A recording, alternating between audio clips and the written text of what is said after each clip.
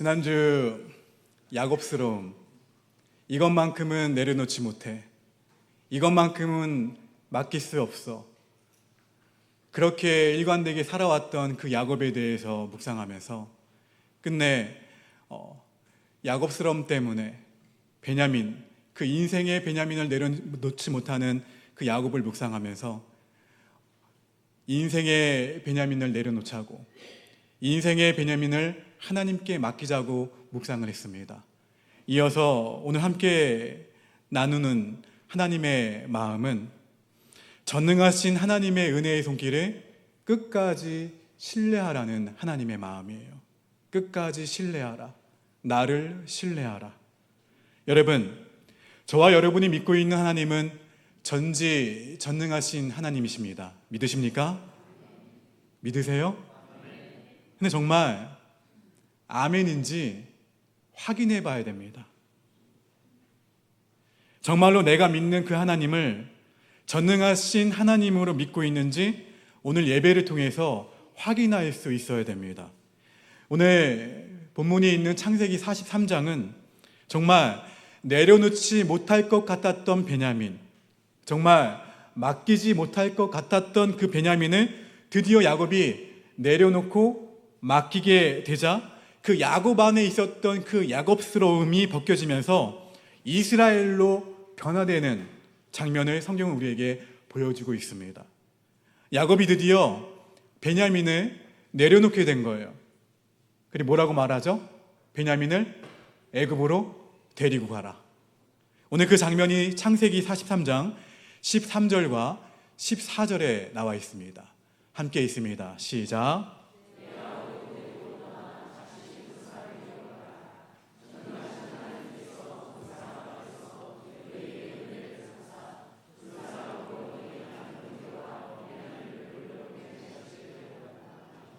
내가 자식을 잃게 되면 이르리로다. 내가 자식을 잃게 되면 이르리로다. 정말 대단한 고백이죠. 내가 자식을 잃으면 이르리로다. 드디어 야곱의 그 완전한 내려놓음, 그리고 하나님께 맡겨드리는 완전한 맡김의 역사가 일어나게 된 거예요. 여러분, 어떻게 이 고백이 가능할 수 있었을까요? 야곱이 할 수 없어서? 이대로 되다간 굶어 죽을 수밖에 없으니까 마지못해서 하게 된 베냐민을 데려가라 했던 고백일까요? 그렇지 않다는 거예요. 잠시 후 보겠지만 정말 야곱은 믿음을 가지고 오늘 선포하고 있다는 것을 알 수가 있습니다. 마치 우리가 잘 알고 있는 성경의 인물들 가운데 에스더처럼 죽으면 죽으리이다. 이 고백과 비견될 정도로 막중하고도 그리고 엄중한 믿음의 선포를 하고 있는 그 야곱의 모습을 오늘 만날 수가 있다는 거예요. 그렇다면 야곱이 어떠한 과정 가운데에서 이러한 고백을 할 수 있었을까? 이 엄청난 믿음의 선포를 하게 되었을까? 우리가 알아봐야 되는데 그 과정을 우리가 살펴볼 필요가 있다는 거예요. 창세기 43장 1절과 2절을 보게 되면 같이 읽어볼까요? 시작. 그 땅에 기근이 심하고 그들이 애굽에서 가져온 곡식을 다 먹음에 그 아버지가 그들에게 이르되 다시 가서 우리를 위하여 양식을 조금 사오라. 자, 야곱이 살고 있는 이 가나안 땅의 기근이 굉장히 심한 상태라는 거예요. 요셉이 예견한 이야기 7년 대흉년이 있을 것이다. 그 흉년이 지속되고 있는 거예요. 그러면 창세기 방금 읽었던 43장 1절과 2절의 이때는 흉년이 어느 정도 된 때일까요? 창세기 45장에 보면 흉년이 5해가 남아있다라고 표현하고 있어요. 흉년이 5년이 남았다는 것이죠. 그러면 지금 방금 읽었던 43장 1절과 2절이 말하고 있는 이 기근, 이 흉년은 한 2년 정도 되었다는 거예요. 흉년이 2년 정도 흉년이 지속되니까 아들들이 이집트에 다녀와서 가지고 온 그 곡식도 완전히 어떻게 된 거예요? 고갈된 거예요. 많이 가져왔는데, 그렇죠? 그래서 야곱이 아들들에게 이렇게 말을 하고 있는 겁니다. 43장 2절입니다. 2절 시작.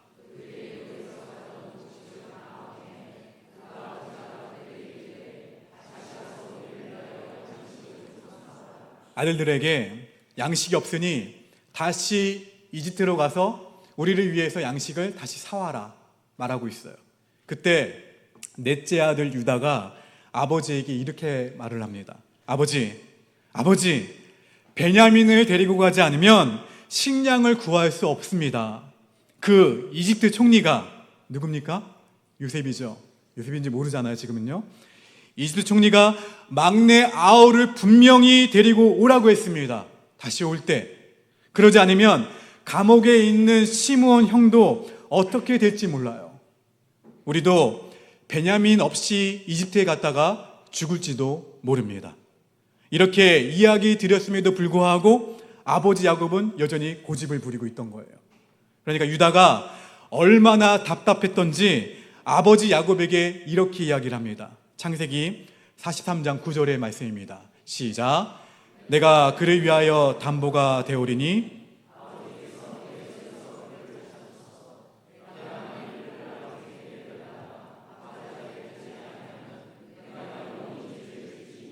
얼마나 답답했던지 유다가 뭐라고 얘기해요?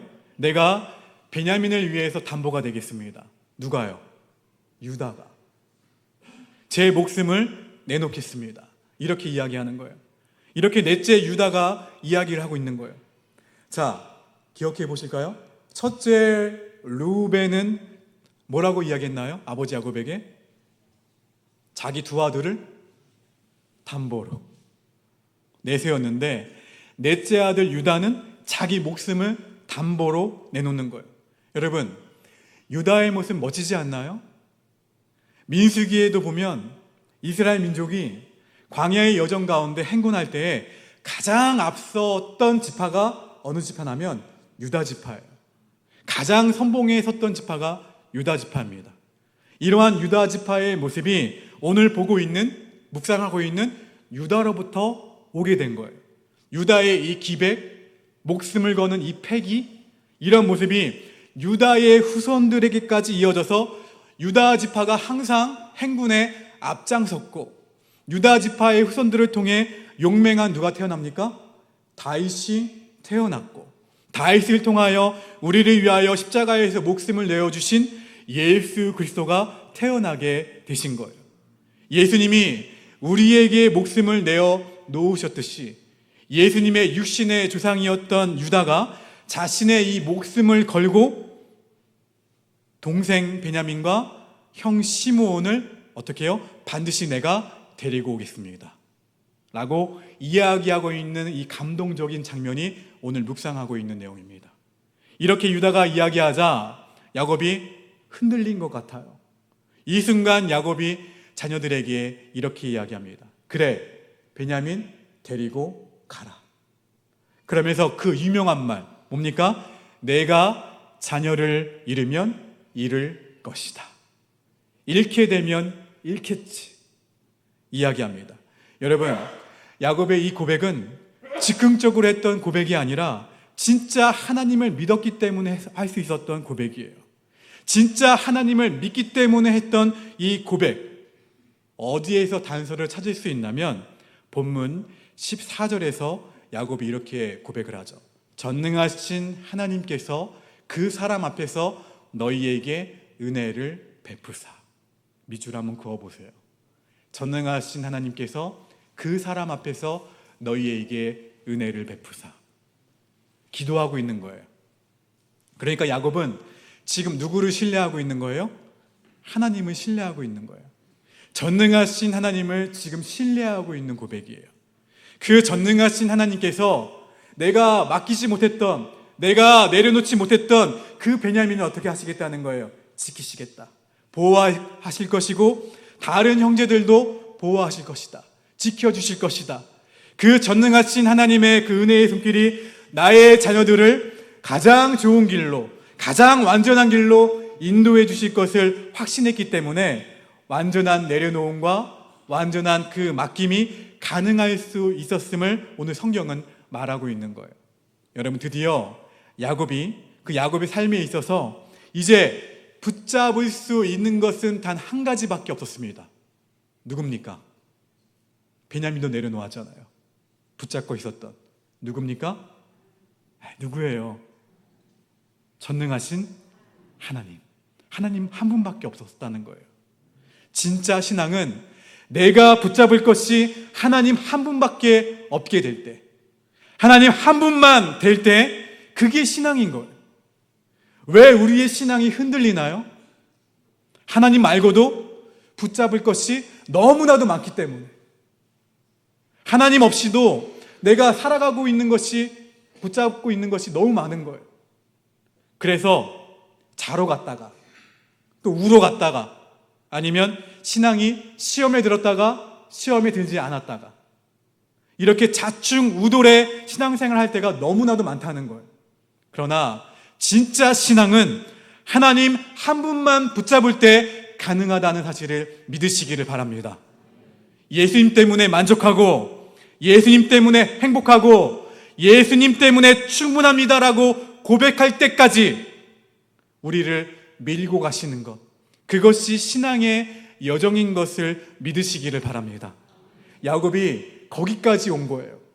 거기까지 간 거예요.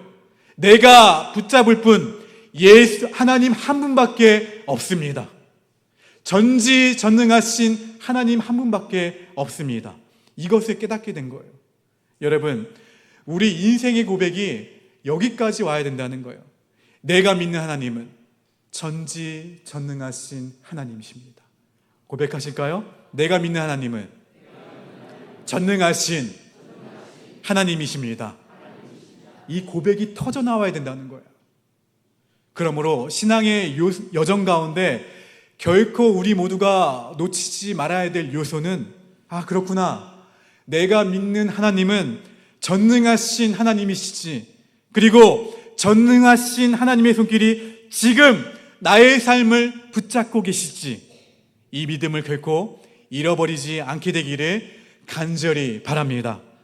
오늘 이 자리에 계신 성도님들 가운데 아마 거의 100%일 거예요. 하나님을 믿지 않는 사람이 누가 있을까요? 하나님을 믿지 않는 사람, 이 자리에 있을까요?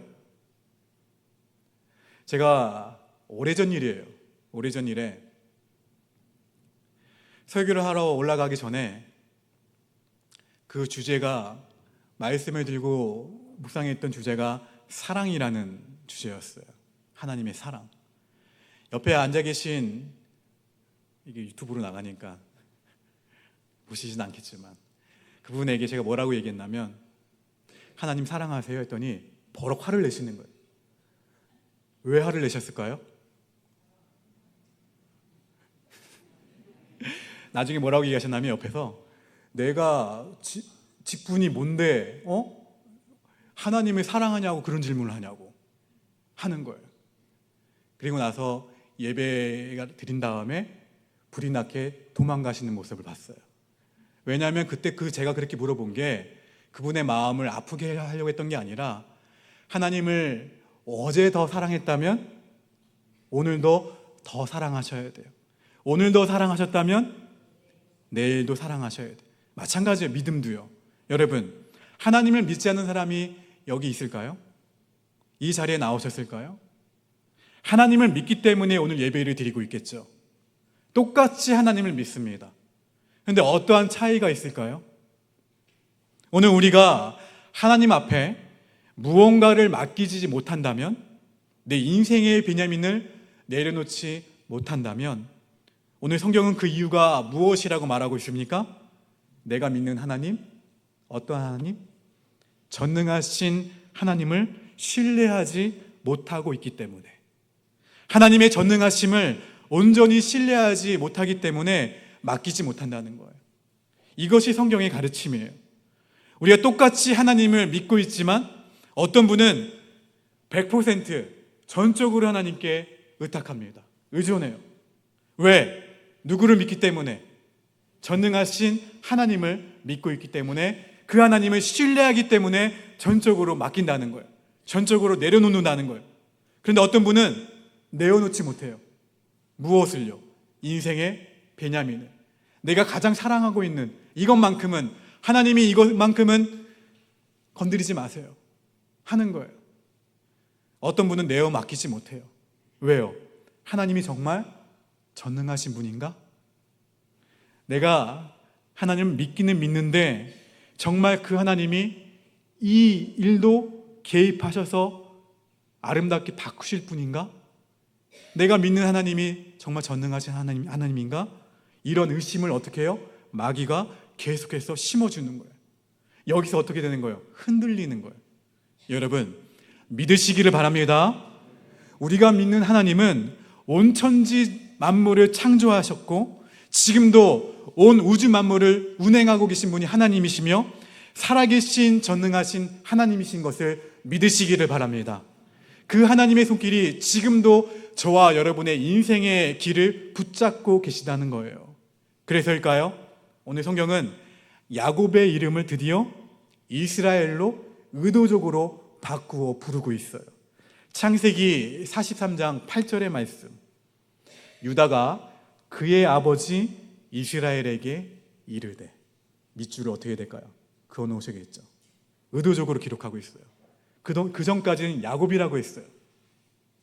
유다가 그의 아버지 야곱에게? 아니요, 이스라엘에게. 성경이 의도적으로 야곱의 이름을 이스라엘로 표현하고 있어요. 11절 말씀으로 가보면 그들의 아버지 누구요? 야곱에게? 야곱이? 맞아요. 그들의 아버지 이스라엘이 그들에게 이르되, 야곱이 아니라 이스라엘이 그들에게 이르되. 성경은 창세기 43장에서 야곱이 이 고백을 함으로 인해서 어떤 고백입니까? 내가 자녀를 잃게 되면 잃겠지, 잃으면 잃어버리겠지. 이 모든 것을 하나님께 맡길 때, 하나님께 내려놓았을 때, 나의 인생의 베냐민을 하나님께 맡기고 내려놓았을 때 드디어 야곱이 이스라엘이 되는구나. 드디어 이름뿐인 이스라엘이 아니라 야곱이 이스라엘의 삶을 살아가겠구나 라는 차원에서 의도적으로 성경이 야곱의 이름을 이스라엘로 기록하고 있는 거예요. 바꾸고 있다는 거예요. 사랑하는 성도 여러분, 내 안에도, 우리 안에도 여전히 야곱스러움이 있습니까? 없습니까? 있어요. 이것만큼은 내가 결코 내려놓지 못해. 이것만큼은 내가 맡기지 못해. 그 야곱스러움들이 우리 가운데 다 있다는 거예요. 중요한 것은 내 안에 이렇게 쌓여있는 이 야곱스러움들이 벗겨져야만 우리가 하나님이 원하시는 이스라엘로서 그 축복을 받을 수 있음을 성경이 말씀하고 있다는 거예요.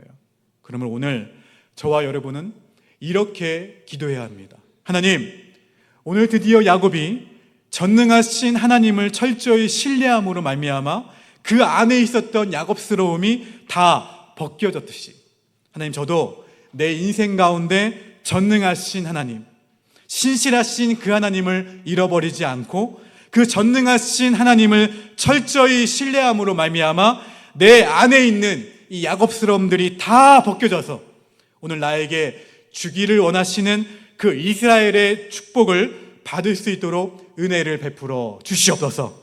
이것이 저와 여러분의 기도 제목이 되기를 주의 이름으로 축원합니다. 오늘 마지막으로 함께 묵상할 하나님 아버지의 마음 무엇입니까? 따라합시다. 그 인생의 기근 역시 하나님의 섭리와 다스림 아래에 있다.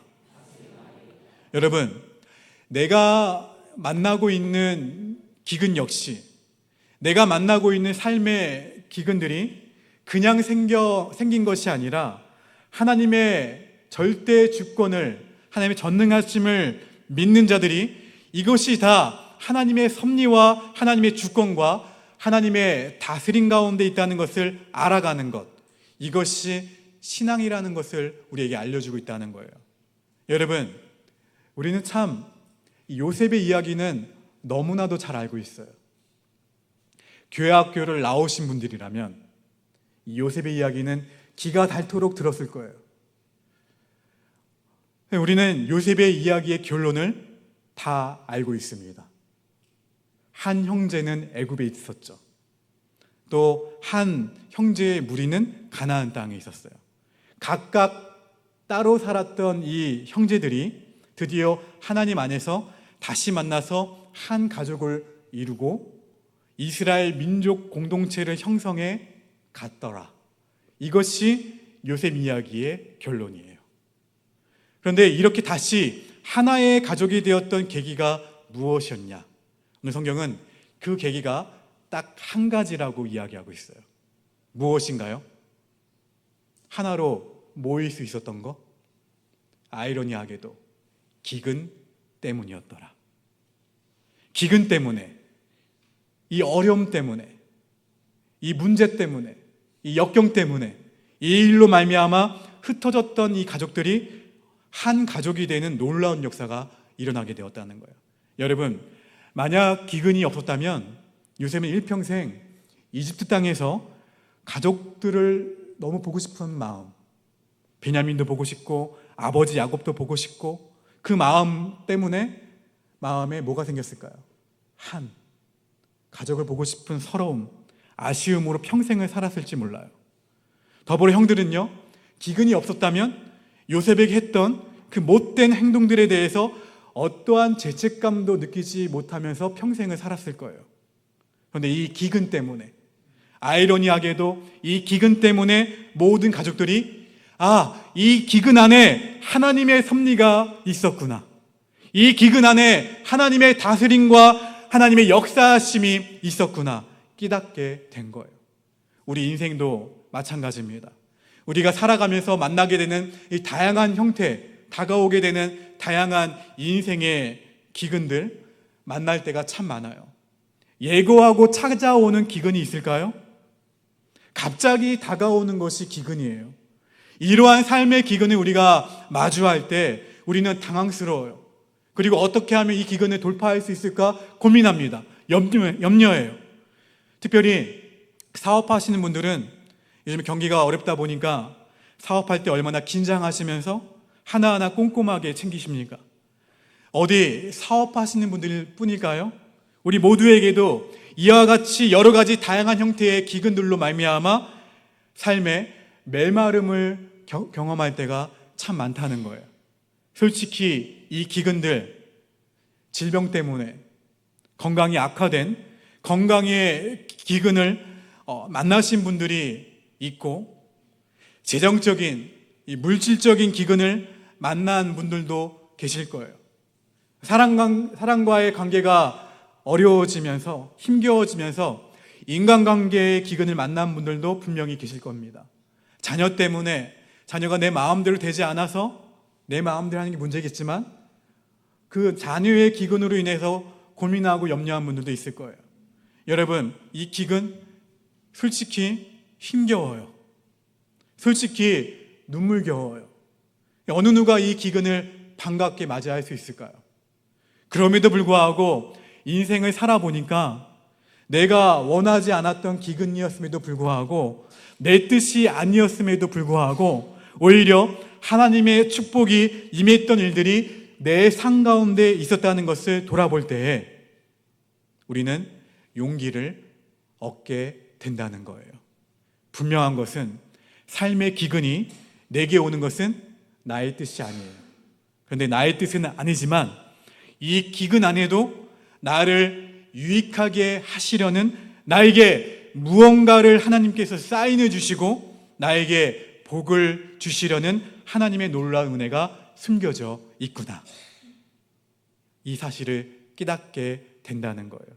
여러분, 이집트와 이집트 인근 땅에 임했던 이 기근이 다 하나님의 다스림과 하나님의 섭리 안에 있었듯이 저와 여러분의 인생의 기근들도 하나님의 섭리와 다스림 가운데 있다는 사실을 믿으면 우리는 쉽게 좌절하지 않는다는 거예요. 왜 그러나요? 삶의 기근 가운데 하나님께서 이미 나를 통하여 무언가를 이루시고자 일하고 계심을 믿고 있다는 거예요. 그 기근 속에서 이 기근을 해결할 은총의 샘물, 축복의 샘물을 나를 위하여 준비하고 계시다는 것을 믿기 때문에 쉽게 흔들리지 않는다는 거예요. 이 믿음이 저와 여러분 가운데 있게 되기를 간절히 바랍니다. 그러므로 우리는 오늘 믿으셔야 돼요. 내가 믿는 하나님은 전능하신 하나님이시며 이 고백과 이 믿음이 우리의 신앙을 흔들리지 않게 한다는 사실을 믿으셔야 된다는 거예요. 그러므로 여러분, 힘을 내십시오. 용기를 가지십시오. 자, 지금 이 순간 우리 여러분에게, 우리 옆 사람에게 권면합시다. 격려합시다. 힘을 내세요. 용기를 가지세요. 전능하신 하나님을 믿으세요. 할렐루야. 그 전능하신 하나님의 은혜의 손길이 저와 여러분의 삶을 어떻게 하고 계시다? 붙잡고 계시다는 거예요. 그러면 하나님의 이루심과 하나님의 돌보심과 하나님의 붙들어 주심의 그 은혜가 무엇인지를 직접 체험하게 되는 은혜가 있게 될 줄 믿습니다. 여러분, 삶의 기근 앞에 원망과 불평으로 인생을 낭비하지 마세요.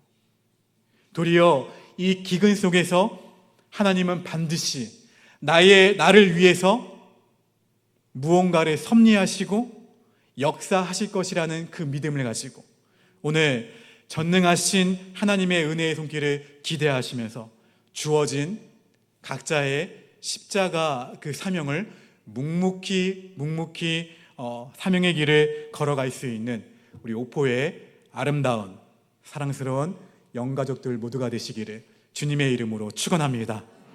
우리 이 말씀 기억하시면서 함께 충만 함께 찬양합니다.